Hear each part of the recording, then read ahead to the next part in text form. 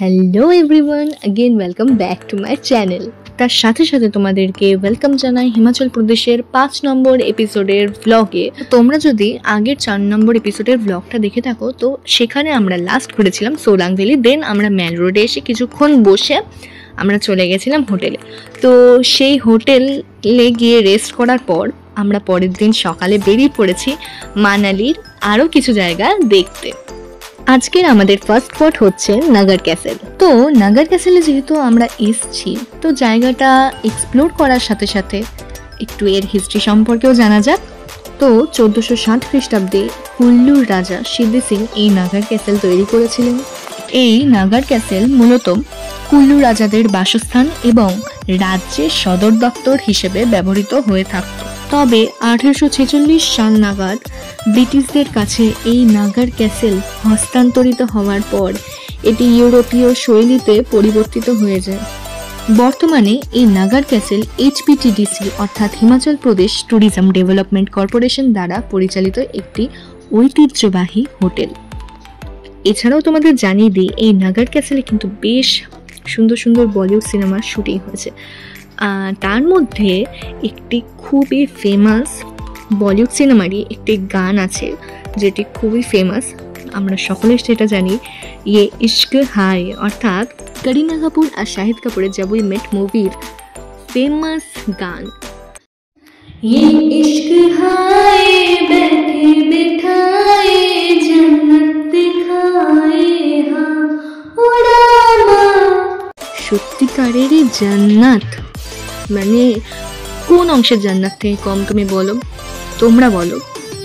এত সুন্দর দৃশ্য, মানে এখানে যে এই ব্যালকনিটা দিয়ে যে এত সুন্দর দেখা যাচ্ছে এটার সাথে কোনো কিছু তুলনা হবে না।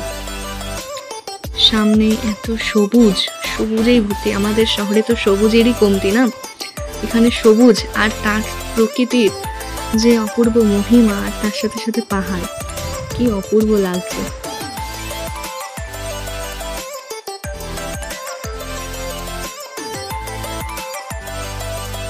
তো এই যে আগের ক্লিপে তোমরা একটা সুন্দর মিষ্টি বলিউড মোমেন্ট দেখতে পেলে, তোমাদের কেমন লাগলো আমাকে একটু জানিও তো। হ্যাঁ, এত সুন্দর জায়গায় এসে যদি একটুখানি স্মৃতি না ধরে রাখলাম, কি করলাম বলো। নিচে একটা বড় গ্রুপ ছিল যারা শুটিং করছিল। তো এখানে প্রায় রোজ দিনই শর্ট টাইপের শুটিং হয়ে থাকে, শর্ট ফিল্ম টাইপের বা রিলস বাগেরা।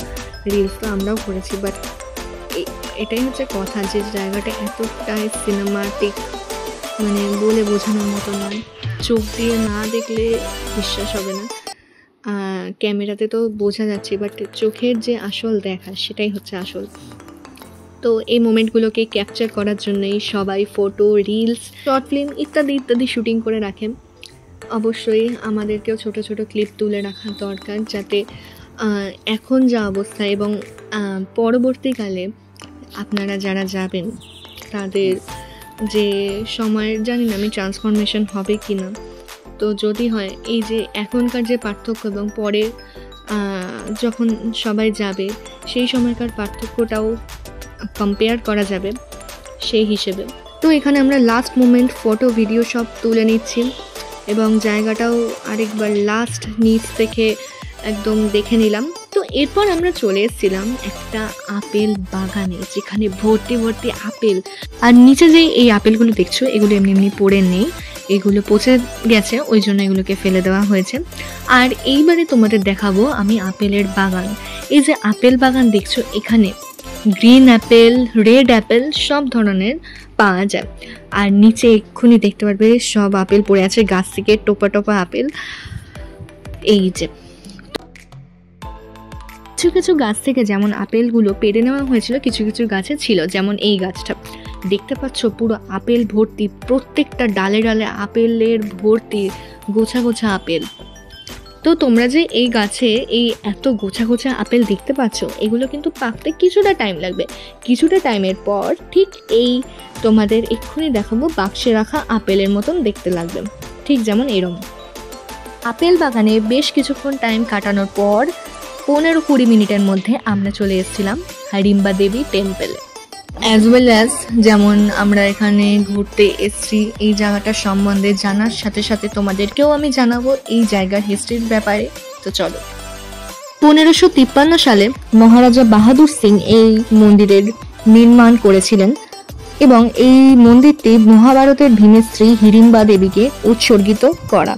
আমরা সকলেই জানি হিড়িম্বা দেবী ছিলেন একজন রাক্ষসী, যিনি ভীমের হাতে তার ভাই হিড়িম্বকে পরাজিত করার পর ভীমকে বিয়ে করেন এবং তাদের ছেলে ঘটোৎকচকে জন্ম দেন। যেহেতু ভেতরে ক্যামেরা অ্যালাউ নয়, তো ওই জন্য আমি ভেতরে দেখাতে পারিনি। তো যাই হোক, মন্দিরটি একটি গুহার ওপর তৈরি, যেখানে দেবী হিড়িম্বা ধ্যান করতেন বলে বিশ্বাস করা হয়। তো সেই মন্দিরের গুহার ভেতরে ঢুকে মা হিড়িম্বা দেবীর ধ্যানের স্থানটিকে দর্শন করার সৌভাগ্য আমাদের সকলেরই হয়েছে। তো এই জায়গাটা এতটাই পিসফুল ছিল, এখানে আমরা বেশ কিছুক্ষণ ঘুরে ফিরে দৌড়ে সময় কাটিয়েছি। তো ওই যে একই কথা, আমরা স্মৃতি ধরে রাখতে এসছি এবং উপভোগ করতে এসছি জিনিস। তো ওই জন্য এখানেও আমরা এসে রিলস, ফটো, ভিডিও সব শ্যুট করলাম। এই যে এই বড় বড় গাছ, তার পাশে দিয়ে পাখি সব ডাকছিল, এত সুন্দর লাগছিল এই গাছগুলোর মাঝে। চারপাশটা পুরো নিস্তব্ধ, যেহেতু আমরা দুপুর এসেছি ওই কারণটায়। তো এখানে একটা পার্ক মতন ছিল, যেখানে আমি আর বাবা টিসও খেলছিলাম। হিড়িম্বা দেবী টেম্পল থেকে এরপর আমরা চলে গেলাম মল রোডের একেবারে কাছের একটি বুদ্ধিস্ট মনেস্ট্রিতে।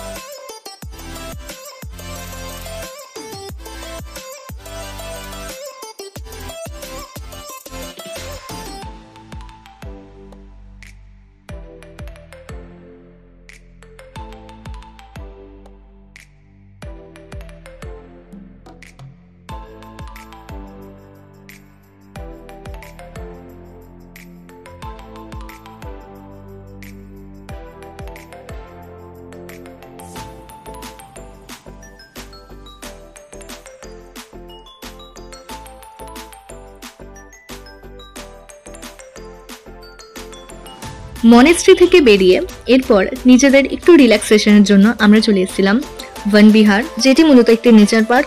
পার্কে যে ধরনের জিনিসপত্র, রাইডস থাকে, সেখানে সেম এখানে এই জিনিসপত্রই ছিল। তো এখানে মানুষ আর কি রিল্যাক্সেশন, সন্ধেবেলার গসিপ, আড্ডা এসবের জন্যই মানুষ আসে। তো মেনলি এখানে আমরা বেশ কিছুক্ষণ বসে টাইম পাস করলাম, একটু আর কি অনেকটা তো ঘুরে ফেলেছি, তাই ওখানে রেস্ট নিলাম। বন বিহার থেকে বেরিয়ে এরপর আমরা 1 ঘন্টার জন্য রেস্ট নিতে চলে গেছিলাম আমাদের হোটেলে। দেন হোটেল থেকে সন্ধ্যেবেলাটা আমরা এনজয় করতে চলে এসেছি মেল রোডে। আমাদের মানালির লাস্ট নাইট কেন বলছি লাস্ট নাইট, এই কারণে কারণ পরের দিন আমরা বেরিয়ে যাচ্ছি ধর্মশালার উদ্দেশ্যে। তো মানালিকে তো অবশ্যই মিস করব। তো যেহেতু ধর্মশালা অনেকটা পথ, তাই আমরা আর বেশিক্ষণ না থেকে আমরা চলে গেছিলাম হোটেলে ডিনার কমপ্লিট করে। আর এইটা হচ্ছে পরের দিন সকাল, যেদিন আমরা ধর্মশালার উদ্দেশ্যে যাচ্ছি। ধর্মশালা যাওয়ার পথে কুলু মানালির একেবারে আমাদের শেষ স্পট খুবই জাগ্রত বৈষ্ণব দেবী মন্দিরে আমরা পুজো দিলাম, দর্শন করলাম এবং ভোগ গ্রহণ করলাম ওখানকার। তোমাদের গেলে খুবই ভালো লাগবে, ওখানে এত সুন্দর ওখানকার বাতাবরণ। কোনো রকম ক্যামেরা অ্যালাউ না থাকায় আমি ভিডিও করতে পারিনি। এইবার যে মন্দিরটা তোমাদের দেখাচ্ছি, এটা একটি শিব মন্দির। ধর্মশালার খুবই কাছাকাছি আমরা অলরেডি চলে এসেছি। তো যাওয়ার পথেই এই মন্দিরটা পড়বে, তাই আমরা এখানে ঢুকে পড়লাম এই মন্দিরে। মহাদেবকে দর্শন করে আমরা বাকি মন্দির চত্বরটা ঘুরছি। তো বেশ কিছুক্ষণ সময় পার হয়ে যাওয়ার পর আবার আমরা চলে আসলাম একটি মন্দির, যেটি হচ্ছে চণ্ডীমাতা মন্দির। তো চলো ভেতরে যাওয়া যাক। মন্দিরের মেন জায়গায় ক্যামেরা অ্যালাউ নেই, তাই আমি ক্যামেরা বের করিনি, বাট বাইরে থেকে কীর্তন শোনা যাচ্ছিল, ওইটা তোমাদের শোনাই।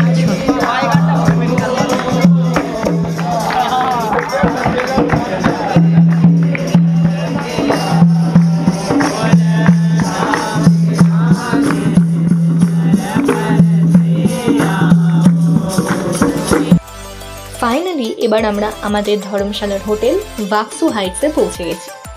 তো চলো এবার আমাদের হোটেলের রুমে এন্ট্রি নেওয়া যায়। তো আমি যত রুমের কাছাকাছি পৌঁছচ্ছিলাম আমার জানি না কেন ঝর্ণার জলের মতন ফিলিংস হচ্ছিল। তো দরজাটা খুলে ব্যালকনিটা দিয়ে চলো দেখা যাক। এখানে এসে তোমরা জাস্ট আওয়াজটা শোনো জলের। এখানকার ফিলিংসটা আমার ঠিক লাগছিল যেমন কাসোলে আমি ইউটিউবে দেখেছিলাম যে এমন একটা ঝর্ণার পার হবে, যেমন জলের আওয়াজ আসবে একদম হোটেলের গা দিয়ে, তো ওরকমই লাগছিল। তো এরপর আমি ফ্রেশ ট্রেশ হয়ে চলে এসেছিলাম আবার ব্যালকনিতে। এক্সপেক্ট করিনি যে এরকম একটা কাসোলের মতন ফিলিংস আমি পাবো। তো ধর্মশালায় এসে সেটা ফুলফিল হয়ে গেল। যদি রাতেই এতটা সুন্দর আওয়াজ লাগে তাহলে সকালে দেখতে এবং শুনতে কতটাই সুন্দর লাগবে। তো জার্নিটা যেহেতু অনেকটাই লং ছিল তাই আমরা তাড়াতাড়ি ডিনার করে ব্যালকনিতে বসে আওয়াজ শুনতে শুনতে কমপ্লিট করে নিলাম, যেহেতু সকালে উঠতে হবে। আর সকালের নাজারাটা একবার তোমাদেরকে দেখিয়ে দিই। এর যেখান দিয়ে ঝর্ণার জলটা পড়ছে ওইটা দেখায়। এই যে এই জায়গাটা যে এত সুন্দর আওয়াজটা লাগে সকালে এবং রাতে বিশেষ করে রাতে যেহেতু একদম নির্জন নিস্তব্ধ থাকে না, ওই জন্য তোমরা নিজেরাও একবার সকালবেলার ঝর্ণার আওয়াজটা শুনে নাও, এত সুন্দর লাগছে। পেলে এই যে আমার মা বসে আছে ব্যালকনিতে, আর এদিকে আমরা ব্যালকনিতে বসে চা ফা খেলাম সকালের। তো এই ব্লগটা আমরা এখানেই শেষ করছি। আবার তোমাদের সাথে দেখা হচ্ছে নেক্সট ব্লগে ধর্মশালার। তো আজকের মতন বাই।